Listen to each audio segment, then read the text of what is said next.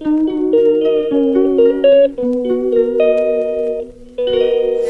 Back to our channel. আশা করি সবাই ভালো আছো, আমরাও ভালো আছি। আজ হচ্ছে আমাদের গোয়া থেকে প্রথম দিন, আর এখন বাজে সকাল 7টা। আজকের ব্লগটা এখান থেকে শুরু করছি। আমরা এখন যাচ্ছি পুজো দিতে। অলরেডি লেট হয়ে গেছি, আর লেট করবো না, তো চলো বেরিয়ে পড়ি। ভিডিওটা দেখতে থাকো আর সঙ্গে থাকো। চ্যানেলে নতুন হলে সাবস্ক্রাইব করতে ভুলো না। সবাইকে মর্নিং বলে দাও, মর্নিং বলে দাও সবাইকে। গাই টাটা। তো সকাল সকাল চলে এসছে আমাদের বাস, আর পাপান ভিডিওটা দেখছে আর পাশ থেকে বলছে বাস লরি। এই একটা ট্রাভেলার গাড়ি দিয়েছিল আমাদের সবার জন্যে, যাতে আমরা তো প্রায় 17 জন লোক ছিলাম, যাতে আমাদের যেতে আসতে কোনো অসুবিধে না হয়। গুয়াহাটি এমনি সুন্দর, বাট গরমটা আনএক্সপেক্টেড ছিল। এতটা গরম আমরা এক্সপেক্ট করিনি। এই যে আমরা সবাই মিলে সকাল সকাল সেজে গুজে বেরিয়ে পড়েছি। আর হচ্ছে মন্দির খুব বেশি দূরে ছিল না, মিনিট 20-25 মতো লেগেছে আমাদের গাড়িতে। আমরা তো এই টিমটা সবসময় সব জায়গায় ঘুরতে যাই, যারা আমাদের ব্লগ দেখো তারা জানো। আউ মামা, হ্যাঁ। তো এবার হচ্ছে শুধু বোনরা গিয়েছিল আমাদের সাথে একসাথে। আর এই যে পাপান বসে আছে সিট পেয়ে, সে মহা খুশি, তার আনন্দের শেষ নেই। গরমেই যা আমাদের একটু কষ্ট হয়েছে, না তাছাড়া সমস্ত কিছুই ভালো লেগেছে। তো পুজো দিতে যেতে যেতে যেটা জানতে পারলাম যে হ্যাঁ মনো, যে আকাশ একদম পরিষ্কার। আমরা তো ভেবে গেছিলাম যে বৃষ্টি হবে, বৃষ্টির নাম চিহ্ন ছিল না কোনো। দুদিন ছিলাম, দুদিনের একদিনও একটুও বৃষ্টি হয়নি। এই যে আমরা মন্দিরে চলে এসেছি, মন্দিরের গর্ভগৃহে পুজো দেওয়া যাবে না, কারণ ওখানে নাকি একবার ঢুকে গেলে আর বেরোনো সম্ভব হয় না, সেই কারণে। তারপর বেশ খানিকটা আমাদের সিঁড়ি দিয়ে উঠতে হয়েছিল, আর সিঁড়িগুলো না একটু খাড়া খাড়াই ছিল। নিজেরা উঠতে কষ্ট হয় না, মানে একা উঠতে হয়তো কোনো অসুবিধা হয় না। এই যে তোমরা দেখলেই বুঝতে পারবে, অনেকটা উঁচুতে আর কি মন্দির উঠে যাওয়ার পর মন্দিরটা নিচুতে, মানে একটা অদ্ভুত ধরনের, না গেলে হয়তো বোঝা যাবে না। তো যারা গেছো তারা অবশ্যই জানবে। আমরা বাইরে থেকে পুজো কিনে নিচ্ছিলাম, আর এখানে সমস্ত শুকনো প্রসাদই যা আছে, সে যেগুলো মানে ড্রাই ফ্রুটস, নকুলদানা, এই ধরনের জিনিসপত্রই বেশি পাওয়া যায়। ফুলমালা সেরকম কিছু আমরা নিয়েছিলাম না, ওই পুজোর ওখান থেকে গুছিয়ে ওরা যা যা দিয়েছিল সে সমস্ত নিয়ে আমরা, এই যে পাপান উঠছে, পাপান অনেক হাঁটাহাঁটি করেছে। তো এই যে মন্দির, এই দরজা দিয়ে আমরা ঢুকেছিলাম। তো যেটা বলছিলাম, গর্ভগৃহে পুজো দেওয়া তো সম্ভব হয়নি আমাদের পক্ষে, কারণ 3-4টেও বেজে যেতে পারতো। এবার বাচ্চাদেরকে নিয়ে 7টা থেকে বিকেল 4টে অবধি অপেক্ষা করা সম্ভব না। তারপরে যত সম্ভব ভেতরে কোনো খাবার দাবারও ক্যারি করতে দেন না ওনারা, কোনো কারণে হতেই পারে। তো ওই কারণে আমরা রিস্কটা নিইনি। আগের দিন রাতেই হোটেলে আমরা কথাবার্তা বলে জানতে পেরেছিলাম ব্যাপারগুলো। তো পরদিন আমরা যাওয়ার সময় সেটা ঠিক করেই গেছিলাম যে আমরা যদি বাইরে থেকে পুজো নিয়ে আমরা ভেতরে চলে গিয়েছিলাম। ভেতরে গিয়ে একটু কনফিউজই হয়ে গিয়েছিলাম, কারণ আমরা প্রথমবার গিয়েছিলাম, বুঝে উঠতে পারছিলাম না কিভাবে কোন দিকে যাব। তো আমাদের যিনি সাথে গিয়েছিলেন ট্যুরের ওই কাকু, তো উনি আমাদের সমস্ত কিছু দেখিয়ে দিলেন। তারপরে আমরা একটা জেনারেল লাইন ছিল, ভিড় তো প্রচণ্ড ছিল। এত মানে অমাবুঠির আগে যে এত ভিড় হবে এটা আমরা ভাবতে পারিনি। যাই হোক, হয়তোবা সবসময় এরকম ভিড়ই থাকে। হ্যাঁ, মামদাদা কোলে। তো এই যে ভেতরেও কয়েকটা ছোটোখাটো মন্দির আছে, কিন্তু এতটাই গরম ছিল ওয়েদারের কারণে আমরা ঠিক করে কিচ্ছু ঘুরতে পারিনি। আরও বেশি অসুবিধে হচ্ছিলো, পাপানকে না নিচে ছাড়া যাচ্ছিল, কারণ মন্দিরের জায়গাটা একটু ভিড়ভাড়টাও ছিল, আর একটু ভেজাও ছিল, ভয় লাগছিল যদি পড়ে যায়। হ্যাঁ, তো কোলে করে ঘুরতে হয়েছে। আর তারপর মন্দির থেকে পুজো দিয়ে বেরিয়ে খেয়েছিলাম চা। এত সকালে বেরোনোর জন্য কিছুই খাওয়া হয়েছিল না। চাটা খেয়ে তারপরে আবার বাসে উঠে আমরা হোটেলের উদ্দেশ্যে যাচ্ছিলাম। তো সেদিন কথা হয়েছিল যে আবার পরে সাইট সিনের জন্য বেরোনো হবে, যদিও বা বেরোনো হয়নি। আমরা মানে বেরোনো হয়েছিল, ওই সময় আর বেরোনো হয়নি।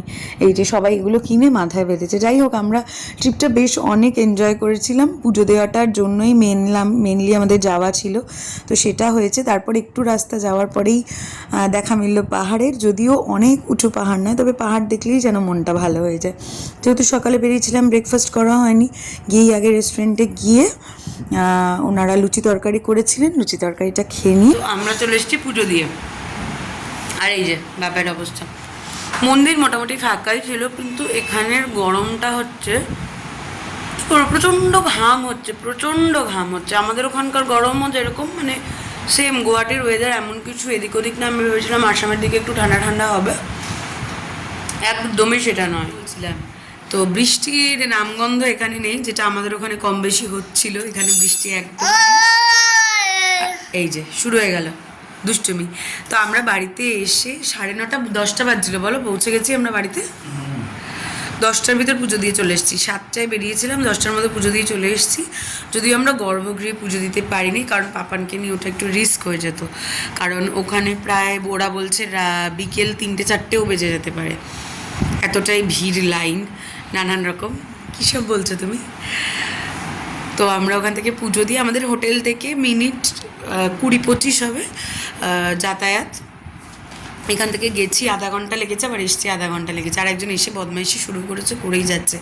তো এসে স্নান টান করে নিয়ে প্রথমে ভেবেছিলাম আমরা এখান থেকে সাইট সিনগুলো করে নেব, মানে কয়েকটা মন্দির আর চিড়িয়াখানা যাব ভেবেছিলাম, বাট এতটাই টায়ার্ড লাগছে, কাল অত জার্নি গেছে, রাতে ঠিক করে ঘুম হয়নি, তারপর আবার আজকে সকালবেলা মানে ভোরবেলা উঠতে হয়েছে, তারপরে এতটাই টায়ার্ড লাগছে যে এখন কারুরই পক্ষে সম্ভব হচ্ছে না আবার রেডি হয়ে এখন বেরোনো। সকালে না বেরোলে চিড়িয়াখানাটা দেখাও যাবে না, আর এই রোদের মধ্যে বাচ্চারা ঘুরবে। আর কালকে আমাদের আবার শিলং ওঠা আছে, অনেকটা, প্রায় 4 ঘন্টা লাগবে তাতে করে। তো আজকে জার্নি করবে, কালকে জার্নি করবে, এত পাপান জার্নি করতে পারবে না। তো আমরা ভাবলাম এখন একটু রেস্ট নিয়ে বিকেলবেলা ধারপাশটা ঘুরে আসবো, এখন একটু রেস্ট নিয়ে চোখ ফুলিয়ে উঠে এখন যাচ্ছি লাঞ্চ করতে। প্রচুর ঘুমিয়েছি, প্রচুর। আমি তো ঘুমিয়েছি, আমার ঘুমটা কমপ্লিট হয়নি এখনো পর্যন্ত। আর এই মনে হয় বিদ্যুৎ কানের দুল পড়েছে না ছোট বোন, এইটাই মনে হয় ছেলের নাক কেটেছে, এই বিদ্যুৎ কানের দুলে, বজ্র বিদ্যুৎ কানের দুলে মনে হয় কেটেছে। তো লাঞ্চে ছিল হচ্ছে একদম বিয়েবাড়ির মেনু, ভেজ ডাল, চিপস, কাতলা, দই কাতলা করেছিল সম্ভবত, আর হচ্ছে ছিল চাটনি। ঘুরতে গিয়ে যে আমরা এত ভালো খাওয়া দাওয়া পাবো আমরা ভাবিনি। যাই হোক, এদিকে এসো বাবা, এদিকে এসো। দেখেছো কি সুন্দর ড্রেস পরেছে। আমরা বেরোচ্ছি এবার, এখন কটা বাজে? 3:30 বেরোনোর কথা আমাদের, ওই রকমই বাজছে। তো দেখি কি কি দেখতে পাই। শুনলাম ব্রহ্মপুত্রে জল প্রচুর হয়ে গেছে, তার জন্য কি উমানন্দ টেম্পল ছিল বোধহয় ওটা আমাদের, ওর জন্য স্টিমার বন্ধ থাকায় মনে হয় ওটা স্কিপ করতে হবে, ওটা যাওয়া হবে না। বাকি আর কোথায় কোথায় ঘুরছি তোমাদের সাথে শেয়ার করব। তো চলো এখন তাড়াতাড়ি বেরিয়ে পড়ে গিয়ে উঠে পড়বো, গাড়ি অনেকক্ষণ দাঁড়িয়ে আছে আমাদের। তো এই যে আমরা রওনা হয়ে পড়েছি। বিকেলের দিকটা ওয়েদারটা খানিকটা ঠান্ডা ছিল, অতটা গরমও লাগছিল না, বাট একটা গরম ছিলই। তো ফার্স্ট আমরা গিয়েছিলাম হচ্ছে বালাজি টেম্পল। টেম্পলটা খুব সুন্দর ছিল, আশপাশের মানে আশপাশটাও ভীষণ সুন্দর ছিল। ওখানে পার্কিংয়ে গাড়ি রেখে তারপরে আমরা ভেতরে গিয়েছিলাম, যদিও বা মন্দিরের ভেতরে ভিডিও ফটো কোনোটাই অ্যালাউড ছিল না, ভিডিও তোলা বা ফটো তোলা। বাট আশপাশটা খুব সুন্দর ছিল, গাছগাছলা বেশ ভালো লাগছিল, ওয়েদারটা ঠান্ডা ঠান্ডা ছিল। আর পাপানের তো ঘুরতে গেলে মজার শেষ থাকে না। আর দেখো কত সুন্দর লাগছে, মনে হচ্ছে আকাশের মাঝে মন্দিরটা, একদম ভীষণ সুন্দর। এটা আমি কেরল কখনো যাইনি, তবে আমি দেখেছি যে ওই জায়গার মন্দিরগুলো অনেকটা এইরকমই, বালাজির মূর্তিও ওই রকমই রাখা, একই রকম প্রায়। তো এটার পর আমাদের আরও দুটো ট্রিপ ছিল, আরও দুটো সাইট ছিল। সেটা হচ্ছে একটা ছিল হচ্ছে ওখানে একটা জিনিস দেখলাম, সূর্য খুব দেরি করে অস্ত যায় আর সূর্য খুব তাড়াতাড়ি ওঠে, মানে 4-4:30 সময় মনে হয় এত রোদ উঠে গেছে, যদি রোদ থাকে তো তারপরে আমরা গিয়েছিলাম হচ্ছে বৈশিষ্ট্য মনের আশ্রমে। এটাও বেশ সুন্দর ছিল, আর অনেক হনুমান ছিল এখানে, বাচ্চারা খেলাধুলো করছে। আর এখানেও একটা মন্দির ছিল, নিচে যেতে হয়েছিল বেশ অনেকটা, পাপানকে কোলে নিয়েই যেতে হয়েছে যেখানে যেখানে গেছি। তারপরে এখানে একটা সুন্দর ফলসও ছিল, এই যে ওপরে উঠে তারপরে নিচে যেতে হবে। আসামে মানে কামরূপ কামাখ্যাতেও মন্দিরটা অনেকটা এরকমই, মানে পাহাড়ে উঠে তারপর মন্দিরটা ভেতরে অনেকটা, মানে সেই কি বলবো গুহার মতন অনেকটা। যদিও বা আমরা যেতে পারলাম না গর্ভগৃহে, এখানে যেতে পেরেছিলাম। এই যে পাপান যাচ্ছে। তারপর আশেপাশে আরও কয়েকটা মন্দির ছিল, একদম মন্দিরের ভেতরে, কোনো মন্দিরের ভেতরেই ফটোগ্রাফি অ্যালাউড ছিল না, আর আমরা করিও নি। যাই হোক, এখানে বাইরে বেরিয়ে খুব সুন্দর একটা প্রথম আমাদের ফলস দেখা। ফলসটা খুব সুন্দর ছিল, যদিও বা বর্ষার সময় গেছি বলেই হয়তো অলিতে গলিতে ফলস চোখে পড়েছে। আর এখানে পাপান দাঁড়িয়েছিল আর ওর দাদাই ওকে ওপাশ থেকে ডাকছিল। যাই হোক, লোকজন তো দেখছিলাম ফলসে নেমে চানও করছে। তা আমরা বাইরে বসে একটু এনজয় করছিলাম। এর মধ্যেই একটা ঘটনা হলো, সেটা হচ্ছে এই যে স্রোত দেখতে পাচ্ছ জলে, পাপান আমার সাথে বসেছিল, ঠিক আছে, বসে আমরা জল দেখছিলাম। তো সেখানে দেখতে দেখতে ওর জলের বোতলটা গেল পড়ে ঝর্নার জলে। যাই হোক, তো ওই সমস্ত করে কোনো রকমের বাবা জলের বোতল তুলে এনে আমরা ফেরার সময় আইসক্রিম কিনেছিলাম, আইসক্রিম খেয়ে দিয়ে ওকে খালি বাটিটা দেওয়া হয়েছে। যাই হোক, ওই নিয়ে বাকি রাস্তাটা এসছে। তারপরে আমরা লাস্ট গিয়েছিলাম হচ্ছে কলাক্ষেত্রে। এখান থেকে টিকিট কেটে আমরা ভেতরে গেছিলাম। এই মিউজিয়ামটাও ভীষণ সুন্দর, মানে আসামিস কালচারের ওপরে পুরো মিউজিয়ামটা তৈরি করা। বাপরে!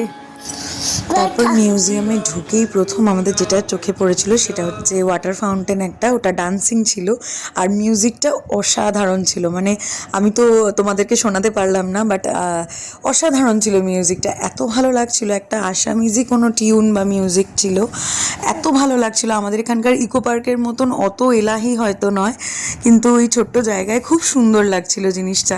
মিউজিকটা বেশি ভালো লাগছিল, মানে ফাউন্টেনের থেকেও বেশি। তো এটা একটু খানিকক্ষণ দাঁড়িয়ে এনজয় করলাম আমরা সবাই মিলে, বাচ্চারা তো ভীষণ খুশি হয়েছে। তো তারপরে আমরা চলে গিয়েছিলাম মিউজিয়ামের দিকে। মিউজিয়ামে অনেক সুন্দর সুন্দর জিনিস ছিল। ওই যে বললাম ফটো ভিডিও তো অ্যালাউড ছিল না, তোমরা তুলতে পারিনি।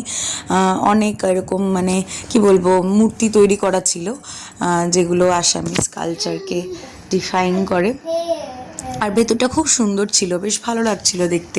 তো আমাদের সেদিন এটা লাস্ট সাইট ছিল, এটাই ভালো করে দেখে শুনে তারপর আমরা উঠে গিয়েছিলাম বাসে আবার ফেরার জন্য। আসামে প্রকৃতি অবশ্যই সুন্দর, কিন্তু ওই যে বললাম আমাদের গরমটা একদম আনএক্সপেক্টেড ছিল। আমরা ভাবতে পারিনি এতটা গরম লাগবে। গরমটা যদি আরেকটু কম থাকতো তাহলে হয়তো আমরা আরেকটু ভালোভাবে ঘোরাফেরা করতে পারতাম, বাট তাও ঠিক আছে। ওই দিনে সবকটা সাইটে খুব ভালো লেগেছিলো। সব কিছুর মধ্যে সব থেকে বেশি ভালো লাগার হচ্ছে সকালে আমাদের পুজো দেওয়াটা। মন্দিরে একটা আলাদাই অনুভূতি হয়েছে। আমাদের পুজো দেওয়ার জন্যই মেনলি যাওয়া ছিল।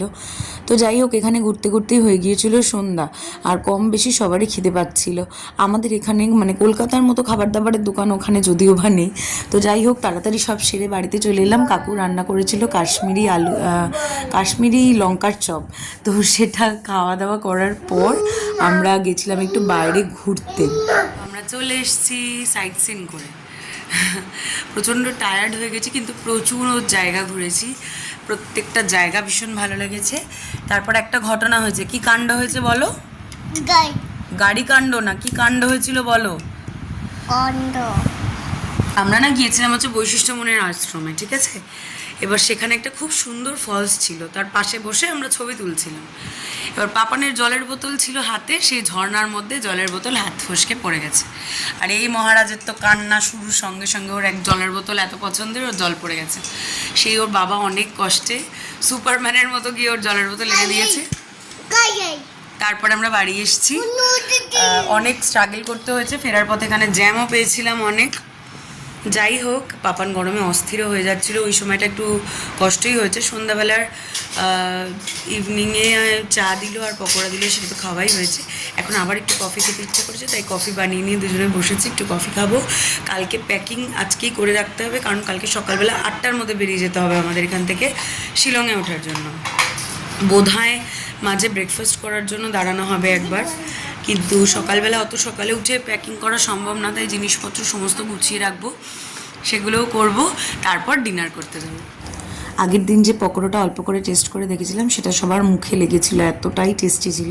তো বোনরা গিয়ে অনেকটা চিকেন পকোড়া নিয়ে এসেছিলো। সবাই মিলে সন্ধ্যাবেলার একটুখানি ঘোরাঘুরি করে বাড়িতে এসে সবাই মিলে, মানে হোটেলেই সবাই মিলে এনজয় করছিলাম। আর পাপার মামাদেরকে পেলে তো আর ওর মামাদের যা পুচকে পুচকে সাইজ, তাতে করে ওর বন্ডিংটা মামাদের সাথে খুবই ভালো। তো সবাই মিলে এখানে নাচানাচি করছে, নন্তু গান করছে, ও নাচছে, বক্স বাজাচ্ছে, এই সমস্ত করে আমরা গোটা সন্ধ্যাটা কাটালাম। দুষ্টুমি দেখো, যেরকম মামারা করছে ও ঠিক সেম ওই রকম দুষ্টুমি করছে, মানে একটু বদমাইশিতেও কম যায় না। ও ভাবতেই পারে না যে ওরা ওদের থেকে অনেক বড়। তো যাই হোক, তারপরে আমরা গিয়েছিলাম রাতে ডিনার করতে। পাপানকে খাওয়াতে গিয়ে আমার আর সেদিন ঠিক করে খাওয়া হয়নি। ডাল আর আলু পটলের তরকারি আর ডিমের ঝোল রান্না হয়েছিল। আর মার ডিউটি তো ঘুরতে যাও চাই বাড়িতে থাকো, সেটা অনই থাকে। তো কালকে সকালে রান্না করব বলে আগের দিনের সবজিগুলো একটু কেটে ডাল চালটা ভিজিয়ে রাখছিলাম যাতে তাড়াতাড়ি রান্না হয়ে যায়। ভিডিওটা এখানেই শেষ করছি। আমার পাপান ঘুমিয়ে পড়েছে, আমি এর থেকে জোরে আর কথা বলতে পারছি না। তো চলো, আজকের মতো গুড নাইট, টাটা। কালকে সকালবেলা অনেক সকালে উঠে বেরোতে হবে, 6:30 পৌনে 7টার মধ্যে উঠতেই হবে, কারণ 8টায় আমাদের গাড়ি বলা। শিলং উঠতে উঠতে সাইট সিনগুলো করে নেব আশপাশে, তারপর শিলং উঠবো। রাস্তাতেই ব্রেকফাস্ট লাঞ্চ দুটোই হবে। তো কালকের ভিডিওটা আরও বেশি এক্সাইটিং হতে চলেছে। তো স্টে টিউন। চল, আজকের মতো টাটা।